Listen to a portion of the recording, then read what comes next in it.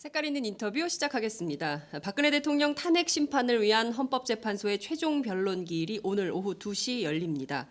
박근혜 대통령은 예상대로 불출석 결정을 내렸고요. 이제 남은 것은 탄핵 심판 결정문과 선고뿐이지 않나 이런 생각이 좀 듭니다. 헌법재판소의 탄핵 심판 종료가 가까워지면서 이정미 소장 권한대행에 대한 살해 위협까지도 제기된 이런 상황인데요. 그야말로 극단화된 탄핵 기각 주장하는 사람들의 흉포화된 상황이 너무나 심각한 것은 아닌지 걱정마저 드는 아침이기도 합니다. 오늘은 지난 80일간 이어진 탄핵 심판 전 과정의 의미 그리고 탄핵 심판 결과를 좀 예상해 보도록 하겠습니다. 헌법학자이자 건국대 법대 교수님이신 한상희 교수님을 스튜디오로 모셨습니다. 교수님 어서 오세요. 네, 반갑습니다. 네, 저희가 오디오로 모시다가 작년부터 작년 1월부터 이렇게 텔레비전 모드로 바꿔서 1년이 지났는데요. 네. 시간이 금방 훅 갔어요. 제가 착각하는 바람에 네. 이 비디오용 용모를 갖추지 못해서 죄송합니다. 왜 그러세요, 교수님? 뭐 훌륭하시네요. 예, 여러분 한상희 교수님이십니다. 비디오에 강하시다는 점을 여러분들께서 댓글로 좀 응원해 주시고요. 카카오톡 335 서비스 저희가 열어놓고 출발합니다. 페이스북 그리고 유튜브, 다음 TV팟 그리고 아프리카 TV로도 많은 의견 주시기 바랍니다. 본격적인 얘기를 좀 해보겠습니다. 벌써 80일이 지났습니다. 그러네요. 예, 저는 어제 80일이라는 얘기를 딱 들으니까 줄 베른의 소설이 생각나더라고요. 80일간의 세계 일주도 아니고 저희가 80일간의 헌법 항해를 한 겁니까? 네. 그야말로 국민들이 헌법재판소의 탄핵 심판이 열릴 때마다 헌법 네. 공부를 세게 하게 되는 것 같아요. 이번에는 노무현 전 대통령 탄핵 때보다 훨씬 더 강도 높은 탄핵 교육을 받은 것 같다 이런 생각이 좀 들기도 하는데요. 교수님은 이제 헌법학자시니까 나름대로 80일간을 어떻게 기록하고 계신지 좀 궁금합니다. 그 80일간의 세계 일주는 미지 세계에 대한 그 탐색을 통해서 희망을 이야기하고 있지 않습니까? 네. 사실 우리는 지난 80일 동안 과거를 쫓아간 것 같아요. 아하, 과거. 그러니까 87년 헌법 체제가 제대로 챙겨내지 못한 그 이제 그 87년 민주 항쟁이 있었을 때 시민들의 그 터져 나오는 정치적인 욕구들 왜 이런 것들을 그 정치에서 담아내지를 못했거든요. 네. 이제 그러다 보니까 어떤 그 헌법 체제가 가지고 있는 문제점들, 제왕적 대통령제라든지 네. 또는 이것을 국회가 제대로 견제하지 못한다든지 또는 국회와 대통령 이런 정치권과 시민사회가 서로 분리가 되어서 네네. 이제 그 서로 소통하지 못하는 이런 것들, 이런 그 잘못된 것들이 한꺼번에 분출된 것이 이번에 그 탄핵 사건이 아닌가 싶은 생각이 드는데요. 네. 사실 뭐 우리나라에서 탄핵 사건은 지금 세 번째죠. 상해 임시정부 때 이승만 대통령이 그때 의정원에 의해서 탄핵되었던 그 점이 하나 있었고요. 상해 임정에서 이승만 대통령도 탄핵됐습니까? 네. 최초의 예. 사건이었습니다. 이게 최초의 사건이군요. 그리고 이제 2004년 이게 노무현 몇 대통령이 년입니까? 그러면 제가 이 숫자 약해가지고 예. 근데 임정이 1919년이니까 예. 이후에는 30년대인가요? 30년대인가요? 탄핵의 역사가 굉장히 오래됐군요. 1930년대. 이승만 대통령도 탄핵된 대통령이구만요. 그렇죠. 예. 근데 사실 지금 박근혜 대통령에 대한 탄핵 심판 과정은 어떻게 보면 뭐 헌정사의 불행이라고 할 수도 있겠지만은 네. 경우에 따라서는 우리 헌정사를 한번 새롭게 쓰는 그래서 새로운 헌법을 만들어내는 시스템을 만들어내는 도약의 어떤 그 계기가 아닌가 싶은 생각이 드는데 그래서 저는 탄핵의 문제보다는 이 네. 탄핵을 이끌어낸 우리 시민들의 그 촛불 그 촛불 집회에 나와서 수백만이 외치고 네. 그리고 수백만이 노래하고 네. 수백만이 즐기면서 새로운 미래를 만들어 나가겠다고 다짐했던 거 저는 그 기록이 더 중요하다고 생각합니다.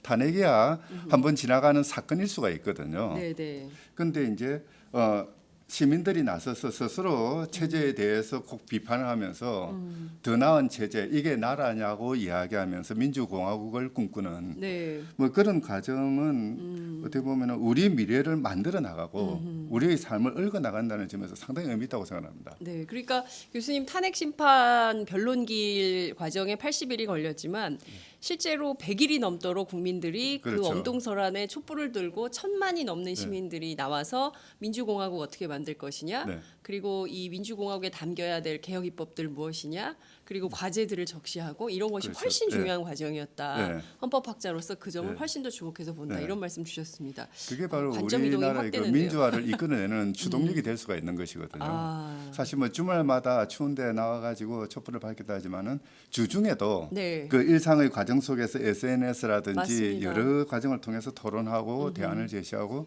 나름대로 이야기를 해왔지 않습니까? 네. 예, 저는 그 힘이 앞으로 엄청난 그런 그 동력으로 작용할 거라고 생각합니다. 자, 교수님, 그런데 이제 초반에는 국민들이 너무 기가 막혔어요. 세상에 사실 최순실 그랬죠. 씨가 막 이렇게 의상실에서 막 옷을 만드는데 그거를 딱 정확하게 일주일 뒤에 박근혜 대통령이 입고 나타나고, 그리고 뭐 돈도 그렇고요. 뭐 지금까지 뭐 차명폰 뭐 온갖 지금까지 드러난 수많은 국정농단의 사례들을 보면서 세상에 어떻게 이렇게까지 대통령이 할 수가 있냐, 뭐 무슨 인사자료, 그다음에 뭐 보안 기밀, 이럴 때는 굉장히 국민들이 충격을 받아서 정말 4%까지 지지율이 떨어진, 그다음부터 아예 여론조사 기관들이 대통령 지지율 조사를 현재까지 안 하고 있지 않습니까?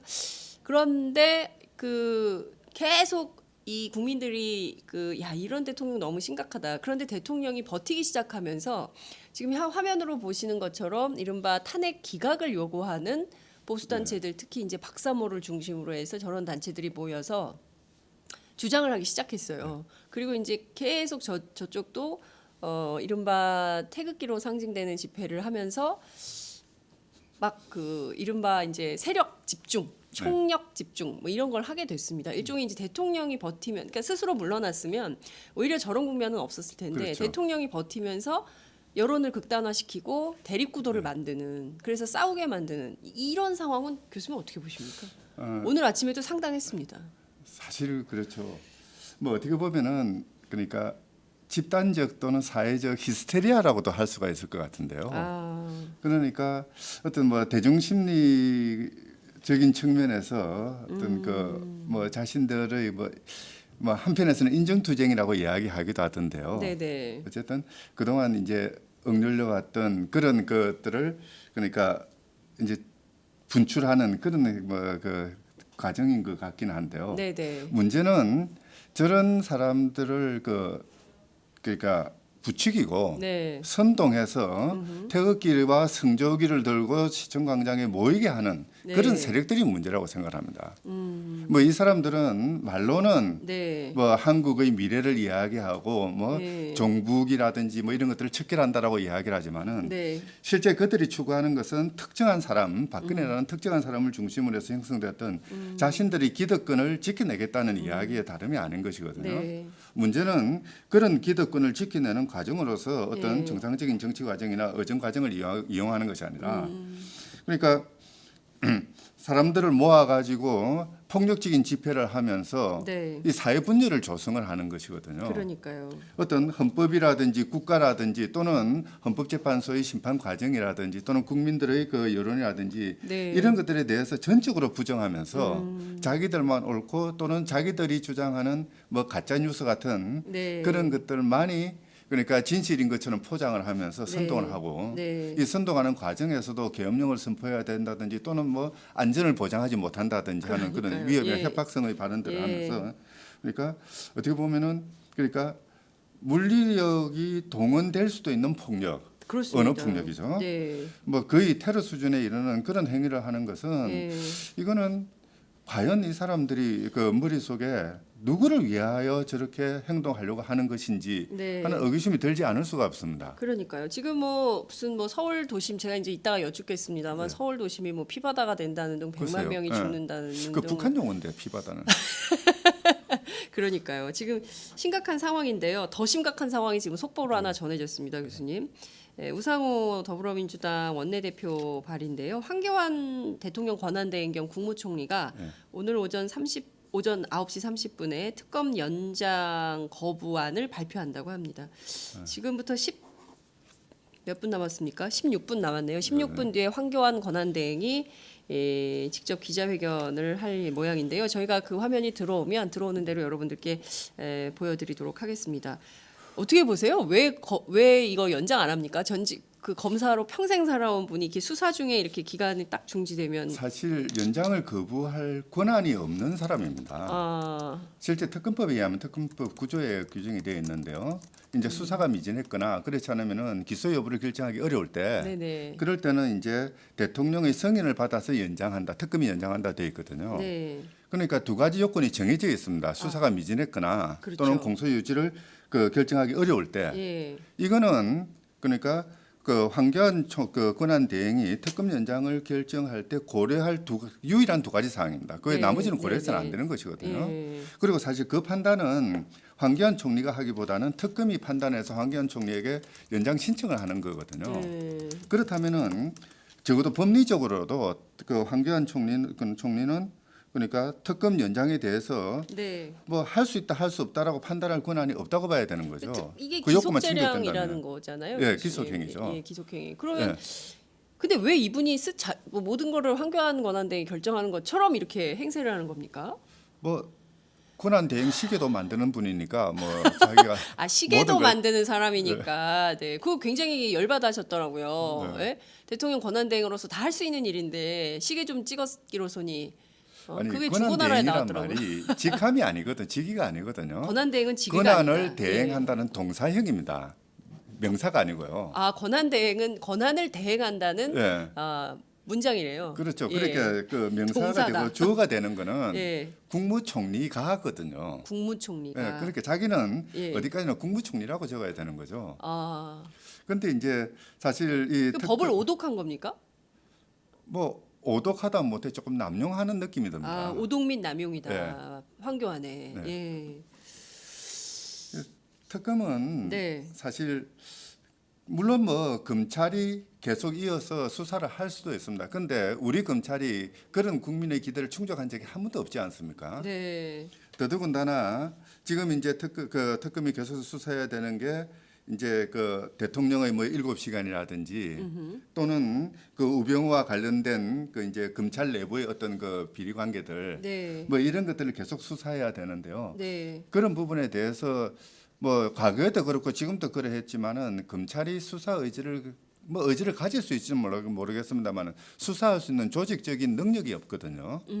뭐 그런 상황이라면은 특검이 계속해서 수사를 해야 되고 바로 이런 것들이 제대로 수사되어서 네. 사실관계가 규명이 되고 그게 이제 법의 이름으로 단죄가 되어야 그렇습니다. 우리는 새로운 시스템, 새로운 국가를 생각해 볼 수가 있는 것이거든요. 네. 이 국가를 이루는 것이 법이라고 한다면은 네. 법이 국가의 뼈대라고 한다면은 검찰은 그 뼈대를 유지하는 그런 아주 그 뭡니까 뼈대의 요소가 되거든요. 그런데 이 검찰이 제대로 어떤 그 수사를 제대로 하지 않는 이 상황에서 이제 우리가 대안을 만드는 게 특검인데 특검조차도 수사를 하지 못하게 한다는 것은 네. 뭐 이 법조인 출신인 총리가 예. 이 법이라든지 정의라든지 또는 국가의 뼈대 자체를 무너뜨리겠다는 그런 의지가 아닌가 싶은 생각이 들어요. 국무총리라는 분이 국가의 법률적 근간을 뿌리채 흔들고 있는 거다. 그렇죠. 이렇게 봐도 네. 과언이 아닌 이런 상황인 건데요. 참 답답합니다. 지금 저렇게 그 탄핵 기각을 주장하는 분들이 이른바 이제 이거 뭐라고 표현을 해야 됩니까? 그 합법적인 사실 상황- 합법의 수준을 조금 넘었었죠. 예.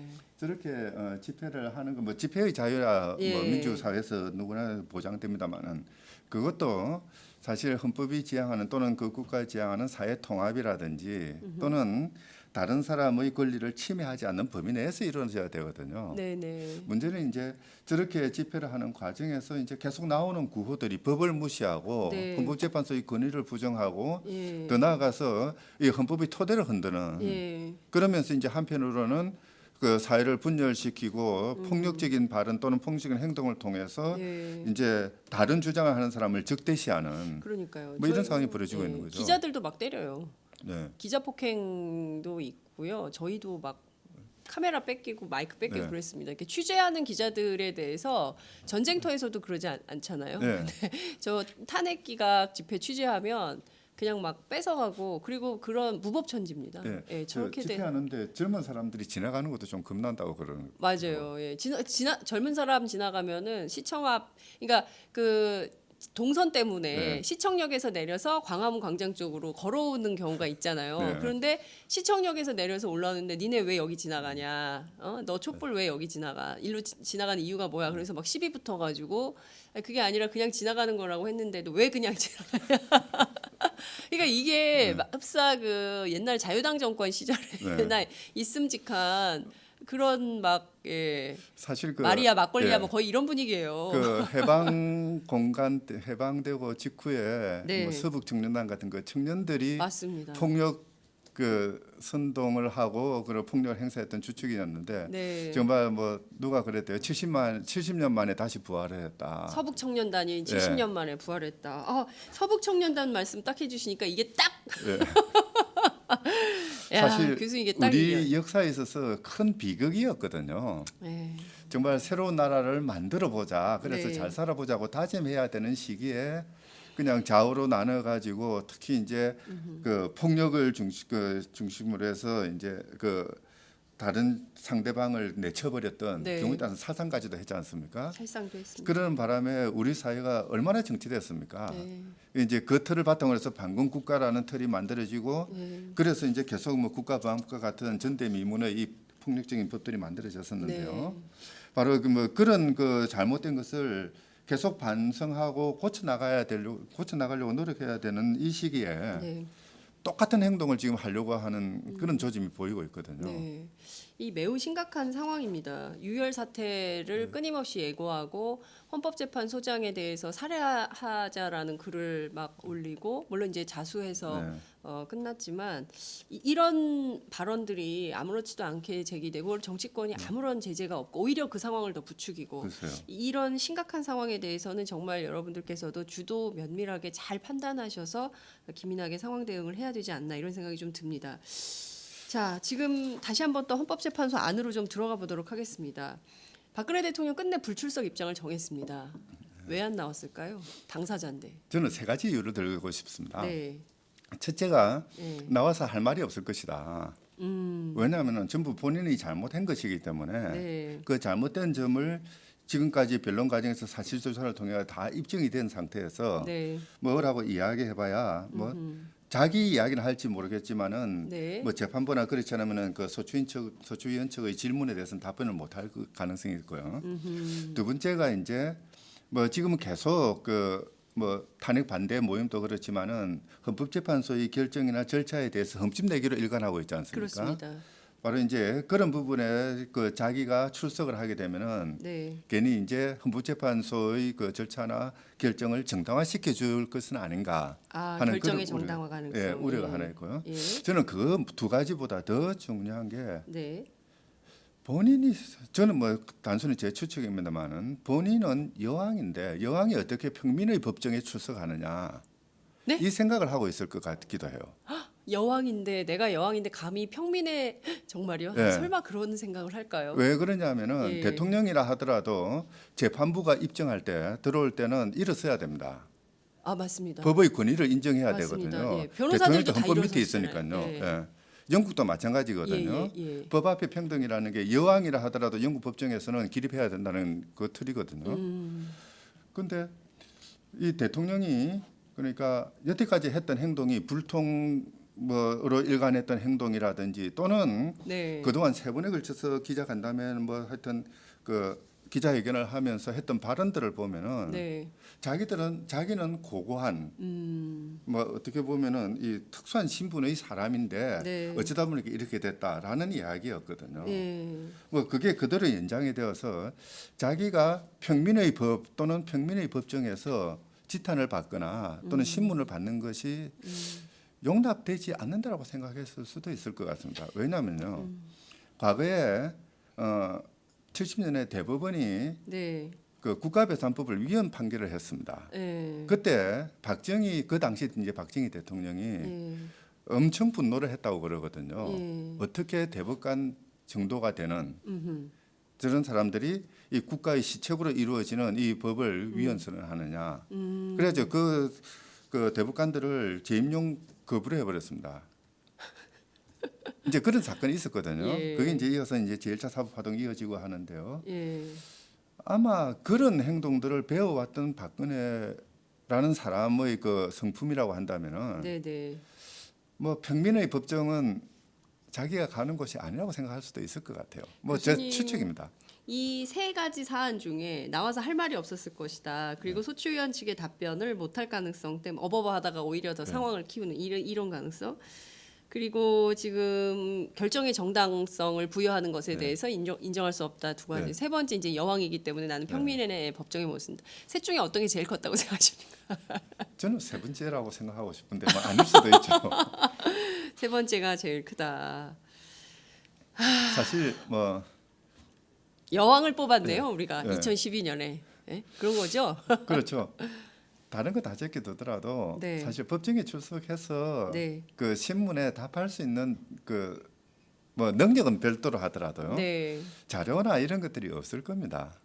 그게 있었으면 벌써 그 사실 조사 과정에서 그 이제 그 대통령 측 대리인단에 의해서 제출되고 또 그걸 중심으로 그 다툼이 있고 했었겠죠. 네. 지금 뭐 그 과정을 보면은 거의 뭐 소추인 측에서 주장했던 사실관계에 대해서 반박을 하거나 네네. 뭐 그러지 못했지 않습니까? 네. 뭐 그런 걸 본다면은 뭐 제가 대리인이라 하더라도 출석 안 시키는 게 옳지 않나 싶은 생각이 들긴 합니다.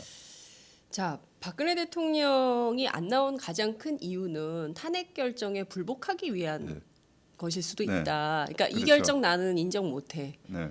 나는 너희들이 내리는 그 판결에 결정에 그 승복할 수가 없어라고 하기 위해서 안 나오는 거다. 이런 주장도 있습니다. 네. 뭐 그것도 이제 한 요소가 될 수는 있을 것 같은데요. 네. 사실 지금 그러니까 탄핵 반대 그 시위 같은 걸 보면은 계속 이제 헌법재판소의 결정들을 말도 안 되는 그 꼬투리를 잡아서 흠집을 내려고 지금 노력하고 있거든요. 헌재 흠집 내기. 예. 뭐 그 일환으로 이제 대통령이 출석하지 않음으로써 계속 네. 이제 두 가지죠. 헌재 절차나 결정에 대해서 정당성에 대해서 흠집을 내고 네. 또 한편으로는 자기는 피해자라는 그런 코스프레를 할 수 있는 여지를 마련하는 거. 네. 뭐 계속 억울하다, 엮였다라고 이야기를 그러니까요. 하는데 예. 그 이제는 언론에 의해서 엮인 것 더하기 예. 헌법재판소에 의해서 엮였다라고 주장하기 위한 그런 뭐 수순일 수도 있겠죠. 지금까지는 언론과 검찰이 문제였는데 거기다가 플러스 헌법재판소까지 문제가 되는 건가요? 물론 이제 헌재가 인용할지 기각할지는 알 수 없지만 그 극단화된 상황에서 어떤 결정이 내려지느냐에 따라서 헌재도 나를 엮었다 이렇게 주장할 가능성도 여전히 있는 거다 이런 말씀을 좀 주셨습니다. 만약에 박근혜 대통령이요 탄핵에 불복한다면 그럼 법률적으로는 어떻게 되는 겁니까? 그러니까 지금 뭐 재심을 요청한다는 얘기가 있어요. 뭐 재심에 대해서는 네. 사실 뭐 학자들 법률 규정이 없다 보니까 법률 규정이 없으니까. 예. 학자들 사이에 이제 논란이 있긴 한데 예. 대충 이제 뭐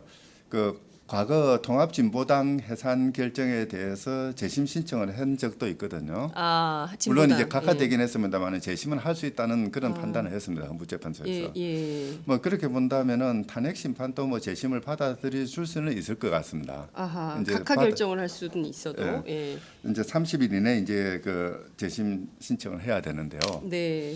그런데 지금 이 사건 같은 경우에는 재심의 요건에 해당되지가 않습니다. 재심을 하려면은 네. 헌법재판소의 구성이 너무나 잘못되어서 이 그 공정한 재판을 받을 권리가 훼손됐다든지 결정적으로 네. 그렇지 않으면은 아주 중요한 사안에 대해서 판단을 안 했다든지 뭐 이런 경우에만 재심이 허용되거든요. 아. 민사소송법에 의해서 그렇게 됩니다. 네. 근데 이번 그 탄핵 심판 과정을 보면은 네. 뭐 어떠한 그런 그 두 가지 요소에 해당되는 요소들을 발견할 수가 없습니다. 뭐 그러면은 아마 뭐 재심을 설령한다 하더라도 그리고 네. 헌법재판소가 받아준다 하더라도 네. 뭐 빠른 시일 내에 기각 결정을 내리지 기각이나 각하 결정을 내리지 않을까 싶은 생각이 듭니다. 아, 그렇군요. 그러니까 30일 이내에 재심 신청을 할 수 있도록은 되어 있는 네. 건가요? 그러면 예컨대 그 김평우 변호사의 주장대로 이제 언제 결정을 내릴지는 모르겠지만 3월 초순이 되겠죠. 3월 10일 오늘 그 최종 변론을 하면 네. 언제 결론이 나올까요? 대충 뭐 예상으로는 그러니까 보통 이제 목요일 날 선고를 했으니까 네. 뭐 3월 8일 또는 이제 조금 하루 늦어지면 3월 9일 뭐 금요일쯤 네. 뭐 그렇게 예상을 하고 있는데요. 예, 3월 9일이 목요일이고 아, 3월 그 10일이 3월 10일 금요일입니다. 이군요. 저희가 네. 헌법재판소 탄핵 결정 때문에 3월 달력을 다 외웠어요. 글쎄요, 그래요. 네. 뭐 늦어져도 네. 3월 13일까지 이제 이정미 재판관이 그 예, 임기니까 퇴임식이니까. 뭐 그때도 할 수도 있겠죠. 그러면은 3월 13일에서 4월 13일까지 재심 기간이 될 수도 있겠네요. 그런데 이제 재심 탄핵- 제기를 네. 할까요, 근데? 탄핵 결정이 나면은 결정문이 이제 결정되는 즉시 이제 그 대통령의 직위는 박탈이 되거든요. 파면이 돼 버립니다. 결정 즉시 직위는 예, 파면이 예. 되는 거예요. 예. 뭐 그렇기 때문에 재심을 신청한다는 거는 네. 그거는 뭐 그렇게 뭐 국면에서 큰 의미를 갖는 절차는 아닙니다. 그러면 파면이 되면 그 다음에 대통령은 어디로 가야 됩니까? 이제 청와대를 떠나서 무조건 떠나야 되는 예. 거죠.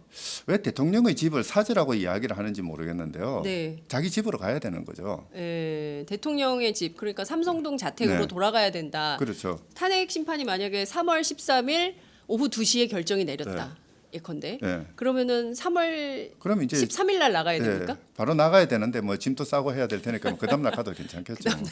예, 그러니까 고주 안에는 정리를 해야 네. 되는 거다. 그러니까 자연인 신분으로 바로 돌아가는 거고 그렇죠. 검찰의 수사를 받게 되는 거네요. 지금 네. 이 상황을 지켜본다면 그렇죠. 그렇죠. 국회에서 이제 탄핵 특검 연장 법안이 통과가 안 됐기 때문에 지금 그 결정을 안 내리면 네.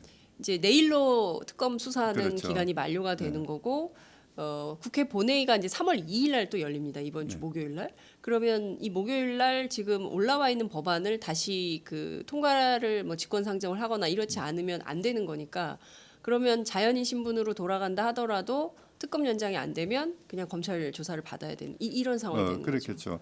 뭐 근데 뭐 경우에 따라서는 조금 무리한 수순이긴 합니다만 국회가 네. 그러니까 3월 2일 날 본회의에서 그 특검 연장법을 통과시키거나 그렇지는 네. 새로운 특검법을 또 제정하는 수도 있죠. 새로운 특검법이요. 네. 어, 그러면 이제 뭐 서류가 특검에서 검찰로 갔다 다시 또 특검으로 오고 하는 번거로움은 있을지는 모르겠습니다만은 네. 그리고 그 과정에서 그 특검이 여태까지 했던 수사 정보라든지 수사 자료들이 누출될 가능성도 뭐 그렇죠. 없잖아 있긴 합니다만은 예. 뭐 어쨌든 국회가 의지만 가지면은 네. 지금 뭐 그동안 대통령에 의해서 저질렀던 국정농단 사건들 예. 그리고 세월호 그 문제들 뭐 7시간 이런 문제. 것들은 예. 뭐 얼마든지 수사하고 진실을 규명해서 정의를 바로잡을 수 있는 그런 기회는 있는 거죠. 네. 그러니까요. 정말 사람들이 지금까지 그 박용수 특검 너무 잘해와서 네. 많은 국민들이 막 떡도 보내고 물론 밥짓는 김영란 법 때문에 밥짓는 못하시지만 어찌됐든 국민들이 이렇게 응원하는 특검은 제가 보기에는 처음 있는 것 같아요. 아마 대한민국 검찰 역사에서도 길이 어쨌든 빛날. 특검도 검찰이니까 네. 이렇게 지지를 받은 경우는 없을 거라고 생각합니다. 저도 처음인 것 같습니다. 맨날 이제 검찰 수사하면 기자들도 비판하고 국민들도 비판했는데 어영부영 안 하고 이번에는 정말 확실하게 하는 것 같다. 그래서 특검 기간 연장해야 되는데 이렇게 황교안 권한대행이 하네요. 네. 그 사실 그 특검을 연장하지 못한다는 논리 중에 하나가 또는 네. 이제 그 검찰로 넘어가더라도 수사가 미진할 거다라는 논리 중에 하나가 대통령 선거가 있기 때문에 이 그 수사를 하면은 대통령 선거에 영향을 미치지 않을까 네. 뭐 그런 이야기를 하는데요. 사실 뭐 보기 나름으로는 그런 가능성은 있긴 합니다만은 정말 사실대로 한번 깨놓고 이야기를 하자면은 네. 그런 특검이나 검찰이 대통령 국정농단 사건을 수사함으로써 정치적으로 불리한 세력은 자유한국당뿐이거든요. 그렇죠. 근데 자유한국당의 대선 주자들은 지금 그 지지도를 다 합쳐봐야 1%도 안 되는 맞습니다. 그런 상황이거든요. 요새 1%는 넘습니다. 다 1%짜리들이 많아가지고 그래요. 한 10명 되거든요. 어쨌든 예. 그런 상황이라고 한다면은 예. 그러니까 검찰이나 특검에 의해서 수사를 한다고 해서 대선 국면에 큰 영향을 미치는 것도 아닙니다, 사실은. 어떻게 보면은 그냥 핑계를 위한 핑계거리 정도에 불과한 것 같아요. 황교안 대행도 이 정도면 탄핵해야 되는 거 아닙니까? 얼마든지 탄핵 가능하죠. 그런 주장을 오늘 네. 아침 심상정 대표와 저희 방송 출연하셔서 말씀하셨는데요. 예.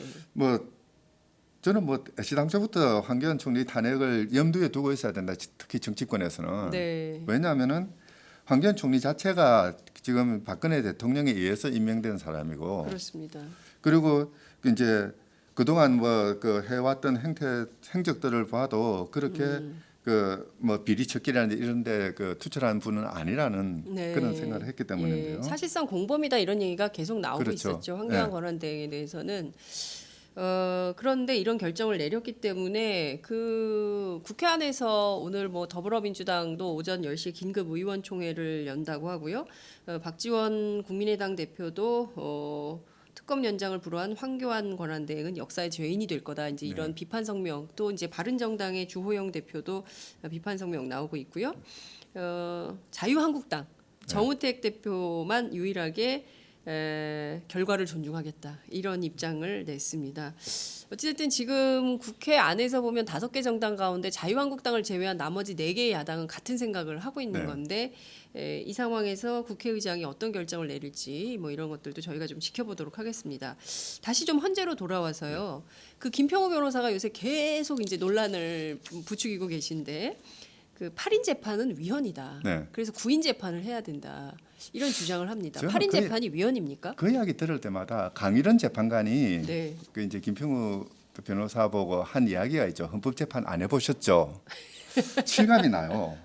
헌법재판 안 해보셨죠? 예. 적어도 헌법재판소에 정문을 들어가려고 생각하는 순간이라면은 헌법책 한 번은 들여다봐야 되거든요. 몇 가지 문제가 있는데요. 네. 첫째, 그러면 지금 김평우 변호사는 헌법책도 안 읽고 헌법재판 탄핵 심판 들어온 거라고 봐야 될까요? 사실 김평우 그 변호사가 사법시험 칠 때 아마 그때 유일하게 헌법 공부를 했을 건데요. 그때 헌법 교과서는 요만했습니다. 네. 지금하고는 전혀 다른 책이었는데요. 예. 그 8인 재판부가 위헌이라고 이야기하는 것은 네. 헌법재판소가 이미 판단을 한 적이 있습니다. 그때 그러니까 조용한 변호사를 재판관으로 지명을 했다가 임명되지 못하는 바람에 1년 네. 2개월 동안 예. 8인 체제가 있었던 적이 있거든요. 1년 2개월간. 예. 그 과정에서 이제 헌법재판소에서 이 8인 재판부는 예. 공정한 재판을 받을 권리를 침해하는 게 아니냐라는 그런 그 심판이 있어가지고 결정을 했는데요. 네. 일단은 그렇게 5분은 각하 결정을 했습니다. 이거는 그렇지 않다. 각하 결정. 예. 네. 세 그리고 명- 이제 이정미 재판관을 비롯한 나머지 분들은 네. 이제 각하 결정했던 게 뭐냐면 8인 재판부였다가 나중에 이제 한 명이 오시는 바람에 예, 예. 그 김인수 재판관이 오시는 바람에 9인 체제가 된 거죠. 그렇게 이미 이제 9인 체제가 됐으니까 8인 옛날 이야기에서 뭐 하느냐 네. 하고 각하를 했거든요. 예, 예. 근데 이제 이정미 재판관을 비롯한 4명은 이런 경우가 앞으로 더 발생하지 않아야 되기 때문에 네. 각하하지 말고 본안을 판단해야 된다. 그리고 1년 2개월 동안 이렇게 장기에 걸쳐서 8인 체제로 가는 거는 이거는 위헌이다. 위헌이라고 생각한다라고 이야기를 했습니다. 예. 근데 거기에서 조심해야 될 거는 네. 이 김평우 변호사가 정말 알지 못하는 부분인데요. 이정미 재판관을 비롯한 4명의 반대 의견에서 뭐라고 이야기를 했냐면 2가지를 이야기를 합니다. 잠시 비는 경우는 그거는 관계없다. 1년 2개월과 같이 장기에 걸쳐서 비어 있는 경우가 문제다. 지금은 잠시 비어 있는 상태거든요. 그렇죠. 그리고 또 하나 설령 그렇게 8인 체제가 뭐 잘못됐다 하더라도 네. 그렇다 하더라도 그거는 국회가 그때는 이제 국회가 그 후임자를 뽑지 않았으니까 네. 국회가 잘못한 것이지 8인 체제로서 내려진 헌법재판소의 결정이 잘못된 것은 아니다. 결정 그 자체는 합헌이고 예. 유효하다라고 이야기를 했습니다. 그렇군요. 뭐 그렇게 본다면은 지금 현재의 국면에서는 아무런 문제가 없는 것이죠. 예. 정말 헌법책을 한 번만 읽어보고 헌법책 다 읽어볼 필요는 없습니다. 그 부분만 네. 또는 판례만 한번 찾아봤으면 해결될 것을 네. 그걸 조사하지 않고 예. 저기 저 탄핵 반대하시는 그 할아버지 할머니 앞에 가가지고 선동적으로 이야기를 하고 있으면은 에헤. 이거는 그러니까 변호사로서의 법률가로서의 그 지혜도 맞지도 않고 민주 시민으로서의 자격도 없는 그냥 그 잘못된 지식 또는 잘못된 정보를 가지고 이 폭력적인 집회를 선동하는 그것에 불과한 것이죠. 이런 분이 변협 회장이셨어요. 글쎄 말해요. 이 변협 회장을 하신 분이 이런 태도로 나오는 것에 대해서 지금 현재 후배들이 네. 그 징계를 고민 중에 있는 걸로 알고 있습니다. 사실 저도 그 징계해야 된다고 주장하는 쪽에 한 사람인데요. 네. 그 변호사가 네. 자신의 그 의뢰인을 위해서 뭐 지연 전략을 쓴다든지 또는 뭐 그러니까 뭐 증거를 경우에 따라서는 약간 조금 그 의미를 달리해서 이야기를 한다든지 뭐 그렇게 할 수는 있습니다. 네. 근데 이 경우는 대통령 측의 대리인단이 지금 요즘에 와서 특히 하는 행동을 보면은 네. 그런 의뢰인의 이익을 위해서 법을 이야기하는 것이 아니라 대한민국을 분열시키고 헌법과 헌법재판소의 권위를 네. 깎아내리기 위해서 예. 그러니까 헌법재판소 안에서 정치를 하고 있는 거죠. 그것도 잘못된 정치를. 헌재 안에서 정치하고 네. 있는 거다. 헌재 안에서 뭐 태극기를 들고 간다든지 또는 뭐 이상한 이야기를 한다든지 재판부에 대해서 비난을 한다든지 뭐 하는 것들은 그게 헌법재판소에 대해서 이야기하는 것이 아니라 헌법재판소 바깥에서 태극기 들고 네. 집회하고 있는 저 할아버지 할머니들을 향해서 하는 소리거든요. 그러니까 결국에는 이게 그러니까 법리 논쟁을 그러니까 법률가로서 법리 논쟁을 하는 것이 아니라 아니죠. 헌재 안에서 일종의 시위를 하면서 네. 정치를 하면서 결과적으로 그거를 지지층 결집의 수단으로 쓰려고 그렇죠. 하는 거다. 그래서 이거를 없겠다. 그렇죠. 이런 발상인가요? 네. 사실 그거는 변호사가 해서는 안 되는 일이거든요. 그리고 법정에서 일어나서는 안 되는 일이고요. 직업 윤리에도 안 맞는다는 거죠. 당연히 그렇죠. 그래서 사실 저도 몇 명과 어울려서 법조윤리 교과서를 썼는데요. 네. 그분들과 더불어서 비난 성명이라도 한번 낼까 하는 그런 생각도 해본 적도 있습니다. 그렇군요. 비난 성명 한번 내시는 게 좋을 것 같은데요. 지금 매우 심각한 이런 상황인 것 같습니다. 이게 중요한 게요. 지난 80일간의 헌법재판소의 변론 기일들을 종합해 보면 왜 저분들이 저렇게까지 할까? 그러니까 무더기 증인 신청 그리고 증인 신청을 했는데 안 나오면 또 증인 신청을 하고 그리고 본인들이 신청한 증인들이 오히려 대통령에게 불리한 진술을 해서 곤혹스러운 상황이 있고 그럼에도 불구하고 막판에는 무슨 정치인들까지 전부 한다 그래서 다 기각 결정을 내렸는데요. 헌법재판소가. 그리고 뭐 호빠 그다음에 뭐 내연 관계 그러니까 그리고 뭐 2,000개가 넘는 그 고영태 씨와 관계된 그 김수현 전 고원기획 대표의 그 녹음기 그러니까 녹음 파일 뭐 영어 공부하고 뭐 이런 것들까지 다 들어보자 2,000개를 그래야 된다. 좀 이렇게 도무지 그러니까 그냥 일반 국민들의 법률가가 법조인이 아니더라도 왜 저렇게까지 하나 싶은. 사실 저는 조금 창피했는데요. 아, 호빠라는 말을 처음 알았습니다. 아 교수님 호빠라는 말을 이번에 처음 알게 되셨습니다. 아 교수님 왜 너무 세속과 거리가 먼. 사실 그 뭐 네. 지연 전술. 아 호빠가 뭐야 이러셨군요. 네. 저는 호빵이야? 예? 호빵이라는 줄 알았어요. 아 교수님 호빵인 줄 아셨구나. 네. 아 겨울에 먹는 호빵. 네. 그 이제 뭐 지연 전술이다. 네. 뭐 사실 지금 대통령 측 그 대리인단이 쓸 수 있는 가장 강력한 전술이죠. 지연 전술이라는 거는. 네. 뭐 그거는 얼마든지 가능한데요. 근데 이제 그 이면에 지연 전술을 쓸 수밖에 없었던 사정이 있지 않겠나 싶은 생각이 듭니다. 네. 뭐냐면은 탄핵 사유에 대해서 반박할 수 있는 또는 그걸 탄핵할 수 있는 그런 그 자기들 나름의 자료나 사실관계나 이런 것들이 하나도 없었다는 그런 그 사실의 그 단면이겠죠. 네. 자기들이 만약에 탄핵 사유가 잘못되었고 네. 대통령은 떳떳하고 정당하고 뭐 완전히 100%다 정당하지 않더라도 어느 정도 정당하다는 네. 그런 그 확신만 있었다면은 네. 굳이 지연 전략으로 갈 이유가 없죠. 그 소추위원들을 향해서 또는 재판부를 향해서 이 탄핵 사유 자체를 공격하면 되거든요. 잘못되었다 그렇게 하면 되는데 전혀 그렇게 잘못됐다고 이야기할 증거도 없고 사실관계도 그렇지 않고 네. 오히려 탄핵 사유가 뭐 거의 옳다 보니까 자기들이 할 수 있는 유일한 전략이라는 건 지연 전술밖에 없었다. 그러니까 뭐 이런 이야기를 선택할 할 수 수가 있는 있죠. 유일한 카드가 지연 전술. 네. 그래서 강일원 재판관 뭐 주심에 대한 기피 신청 이런 것도 한번 해본 건가요? 뭐 한번 해본 거겠죠, 뭐. 예. 네, 받아들여질 가능성은 없지만 그냥 한번 해보는 뭐 이런.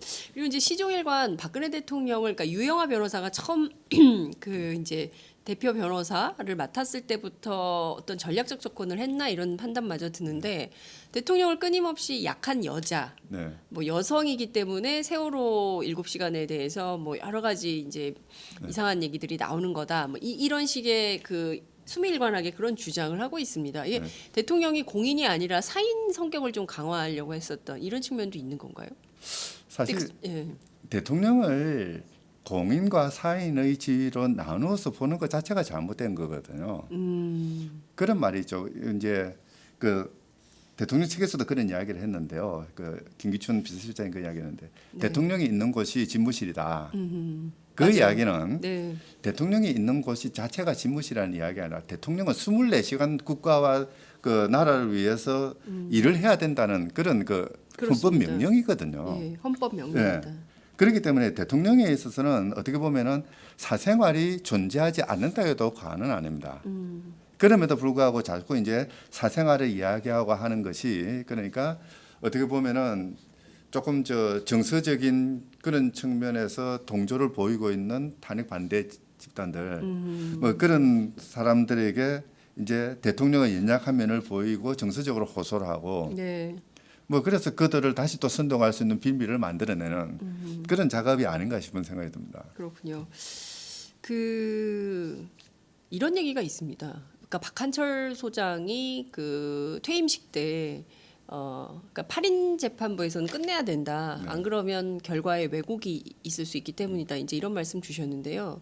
이게 굉장히 끔찍하고 무서운 일이긴 한데 지금 8인 재판부에서 예컨대 만일에 한 명이 뭐 만일에 사고를 당하셨을 때 네. 7인 재판부가 되면 이 결정 자체가 불가능해질 수 있다. 뭐 이런 얘기도 나와서 뭐 그 법으로서는 심판 정족수를 7명으로 했으니까 네. 뭐 최소 그 마지노선이 7명인 거죠. 그래서 예. 뭐 사실 뭐 한 명이 혹시 뭐 사고가 났다 하더라도 결정에 이르지 못하는 경우는 뭐 없을 것 같은데요. 문제는 이제 재판부 내부에서 이제 의견의 분포가 어떻게 되는가. 뭐 이런 것들이 이제 의견의 문제가 될 분포. 수가 있겠죠. 예.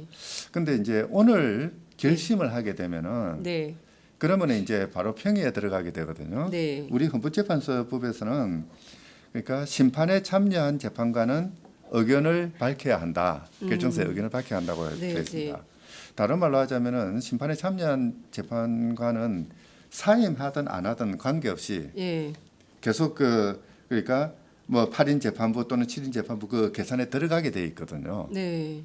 그래서 뭐 어떻게 보면은 그게 3월 13일이 그 이정미 재판관의 임기가 만료된다 하더라도 네. 그렇다 하더라도 7인 재판부가 아니라 8인 재판부가 계속되는 것이라고 봐야 되는 거죠. 아, 그렇군요. 그러면 교수님 말씀 주신 대로 오늘 그 최종 변론을 하면 그 평의 판결 절차에 들어가게 네. 되는 거잖아요. 그러니까 오늘 최종 변론이 끝나면 네. 뭐 이제 대통령이 안 나오시기 때문에 뭐 권성동 위원장의 경우에는 1시간이면 족하다. 이제 이런 말씀을 했는데 뭐 길어질 수도 있겠죠. 뭐 대통령 측에서 어떤 말씀하실지 모르니까. 그러니까 좌우튼 오늘 결정이 나면 내일부터 바로 평의 판결 절차에 착수를 하게 되는 건가요? 네. 뭐 언제든지 지금부터 이제 그러니까 그 변론이 종결되면은 그 네. 이후부터 네. 언제든지 뭐 평의를 예. 시작할 수는 있는 거죠. 그러니까 평의라는 과정은 전체가 모여서 회의를 하는 거죠. 네. 그래서 각자의 생각을 밝히고 네. 그다음에 각자의 밝힌 생각에 기초해서 결정문을 쓰는 네. 그런 과정. 근데 사실 뭐 결정문은 뭐 모르긴 몰라도 네. 뭐 내부적인 사정이기 때문에 그렇긴 합니다만 네. 아마 재판 연구관들이 결정문 초안의 초 초안의 아주 기본적인 거는 예. 지금 만들고 있을 겁니다. 아, 그 이제 연구관들이? 대충 이제 그런 게 만들어져야지 예. 평의를 하더라도 그러니까 이게 나는 이쪽이다, 나는 저쪽이다라고 판단할 수가 있지 않습니까?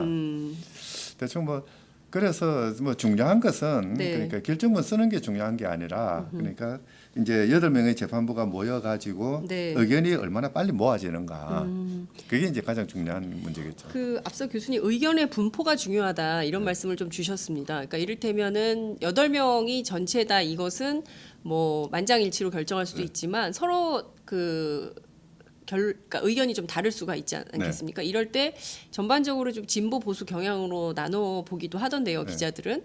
근데 이번 사건은 진보 보수가 아니라 상식과 몰상식, 부패냐 반부패냐 이런 구도로 볼 수밖에 없지 않나라는 판단도 좀 드는데요. 교수님 좀 의견의 분포를 어떻게 예상하십니까?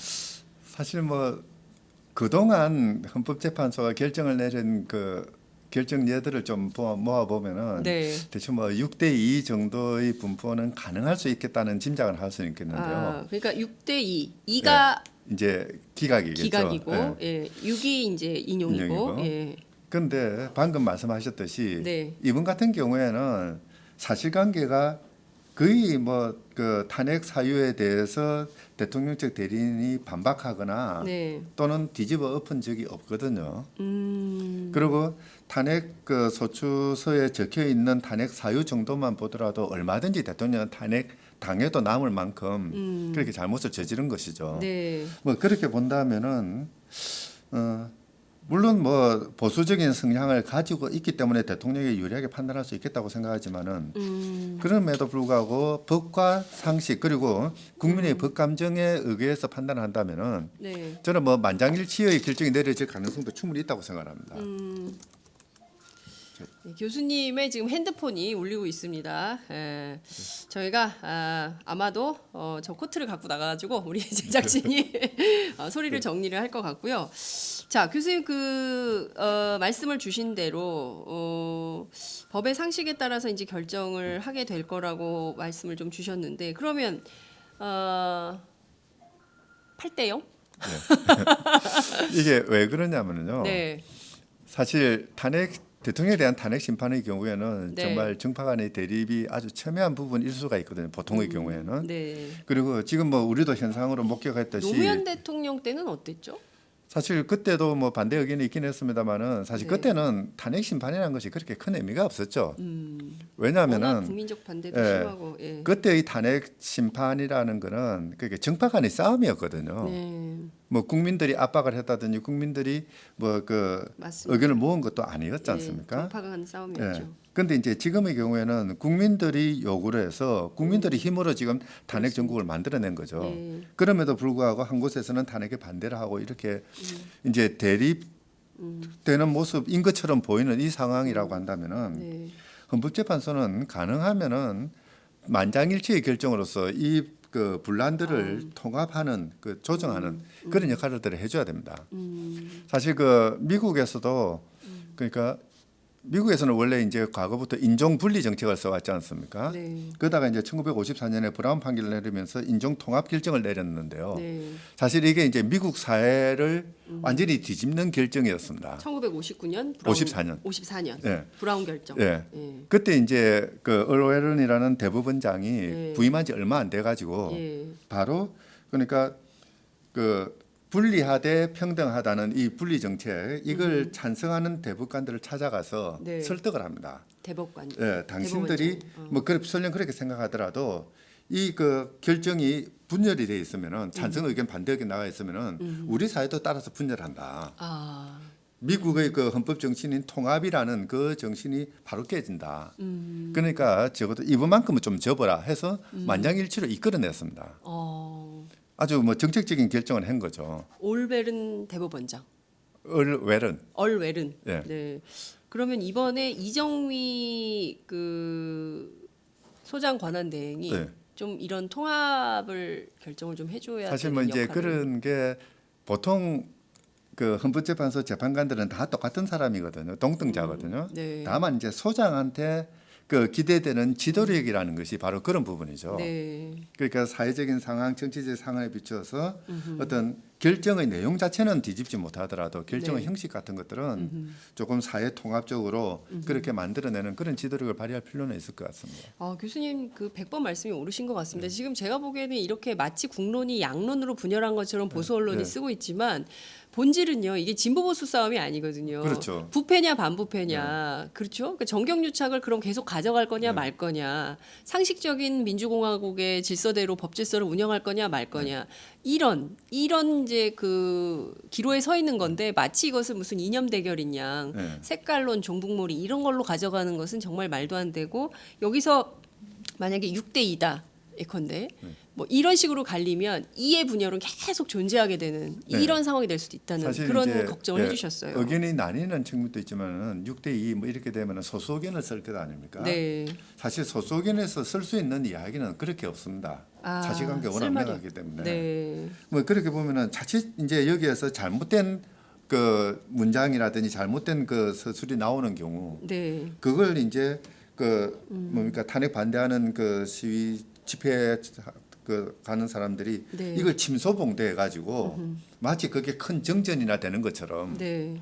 뭐 이제 그렇게 확대해 가지고 그걸 바탕으로 해서 이 사회 통합성을 깨고 사회를 분열시키는 뭐 그런 계기로 삼을 가능성이 있거든요. 네, 그렇군요. 교수님 8대 0으로 좀 정리가 좀 돼서 만장일치로 이게 지금 더 이상 이렇게 국론 분열 양상으로 대립이 극단화되고 뭐 누가 누구를 죽이려는 이 대명천지 이게 웬일입니까? 이런 식의 테러 위협이 나돌도록 방치해서는 안 되겠다. 그래서 저는 지금 그 진행되는 과정을 보니까 네, 뭐 6대 2가 아니라 만장일치로 8대 0으로 결정될 가능성이 더 많아진다라고 저는 좀 낙관적으로 보고 있긴 합니다. 예, 낙관적으로 교수님 좀 그 헌법재판관들하고 좀 만나시지 않으십니까?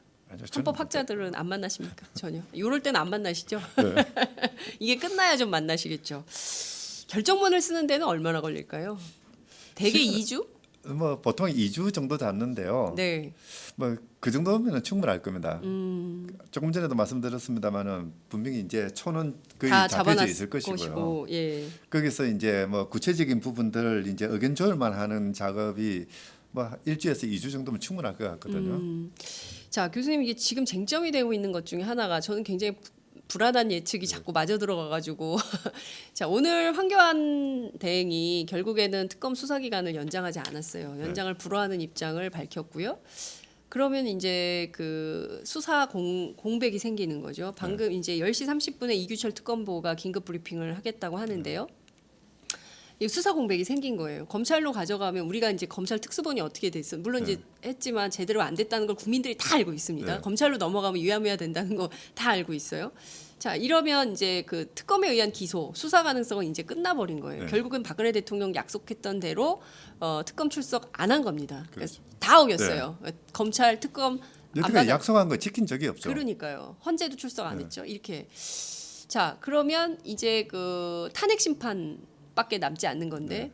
그 탄핵 심판 결정을 아예 무위로 원인 무효로 만들기 위해서 자진하야를 한다. 네. 그리고 자진하야한 다음에 정치적으로 자신의 지지 세력을 TK를 중심으로 해서 모아서 정치의 복원을 위해서 할 거다. 그리고 이제 검찰이 실제로 이제 그 바로 대선 국면으로 갈 수밖에 없기 때문에 대선 국면으로 가면 검찰이 이제 어느 선이 될지 모르니까 네. 수사를 정확하게 안 할 거다. 그 사이에 황교안 권한대행이 뭐 예컨대 무혐의 처분을 해버린다거나 뭐 이런 식으로 해서 수사 종결을 해버리고 그럼 자연인으로 돌아간 박근혜 대통령이 전직 대통령의 예우는 받으면서 지지 세력을 결집해서 내년 지방선거에서 자신의 정치력을 복원하려는 시도 이렇게 해서 자진하야론 나옵니다. 그러니까 두 가지를 여쭤보고 싶은데요. 하나는 자진하야 할 경우 탄핵 심판은 어떻게 되는 겁니까?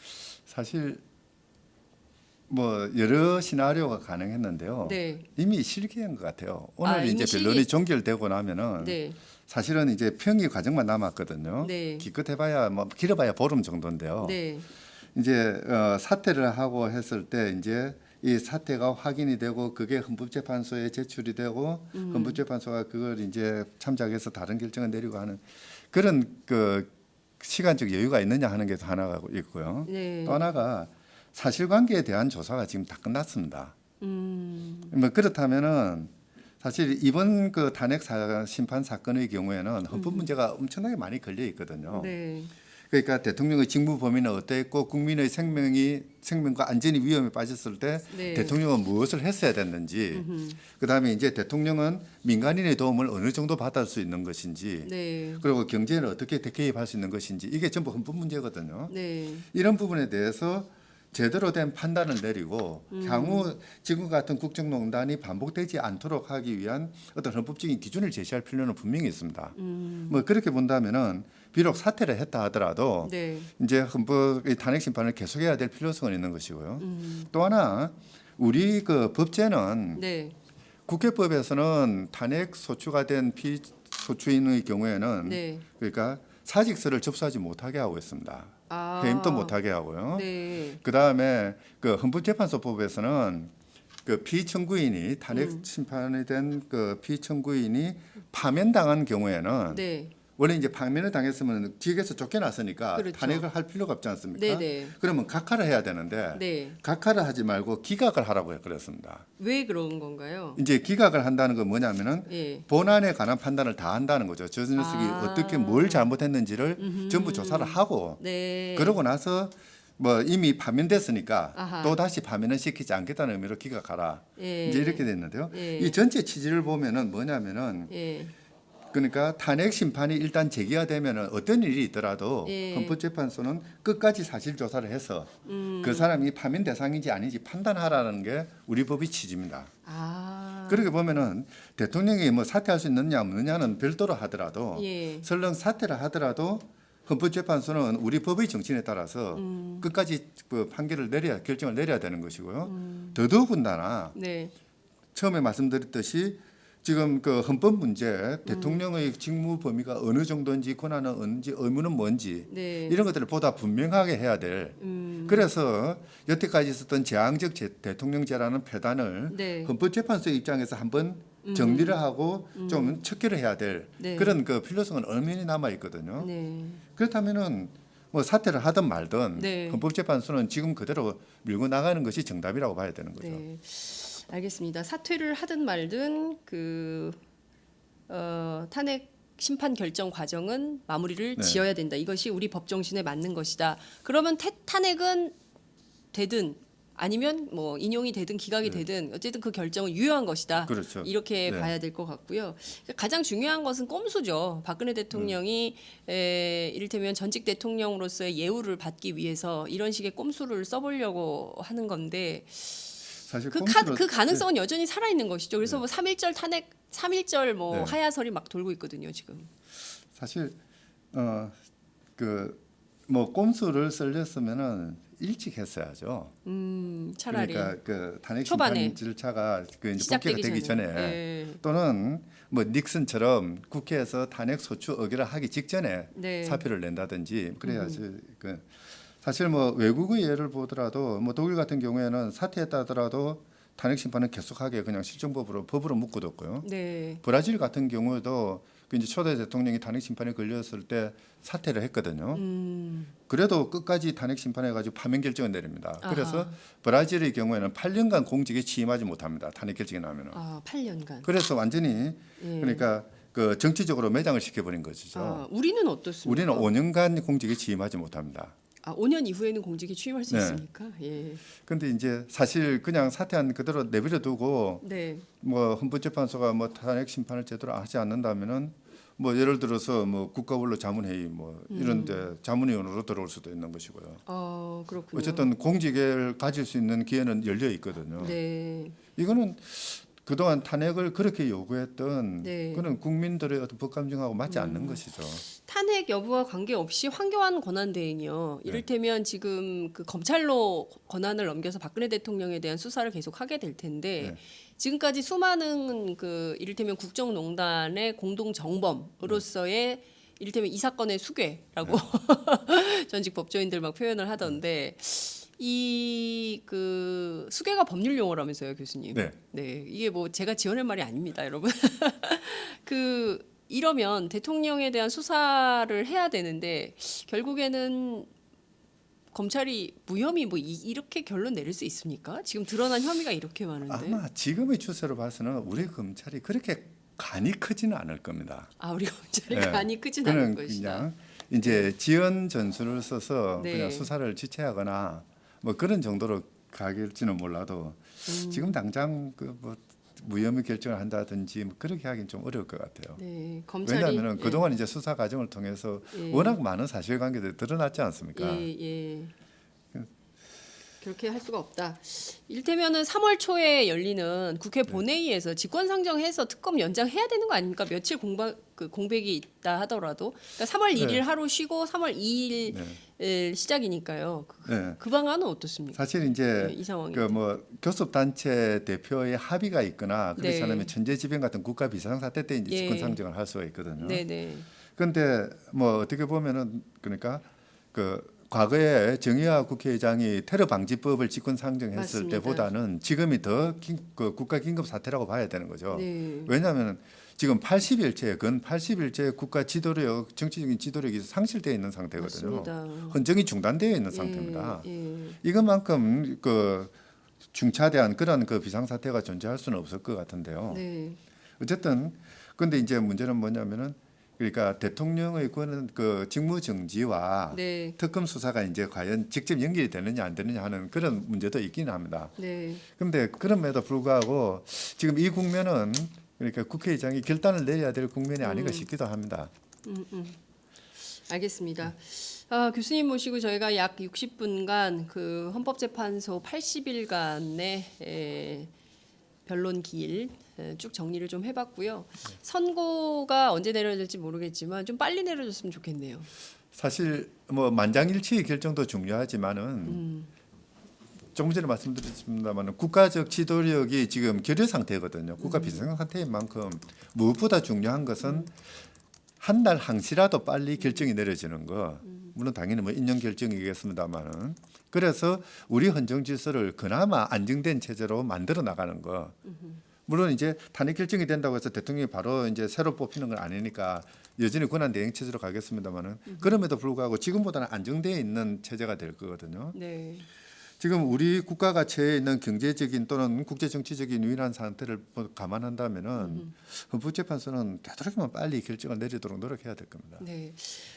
우리 한상희 교수님 말씀을 좀 헌법재판소가 잘 경청하셔서 그리고 국민들의 좀 100만이 나왔습니다 지난 주말에. 네. 네, 저는 아이들 학교 문제 때문에 개학 준비로 인해서 지난 토요일 집회에 참석을 못했는데요. 100만이 넘는 시민들이 다시 또 촛불을 들었습니다. 이번 주 3.1절 집회 예정이 돼 있는데요. 김인현처럼 해야 되는 거지. 네? 김인현 3월 1일 정오처럼 해야 되는 건지. 사실 김인현 3.1 혁명이죠. 네. 새로운 나라를 만들었거든요. 우리의 나라를 만들었지 않습니까? 네.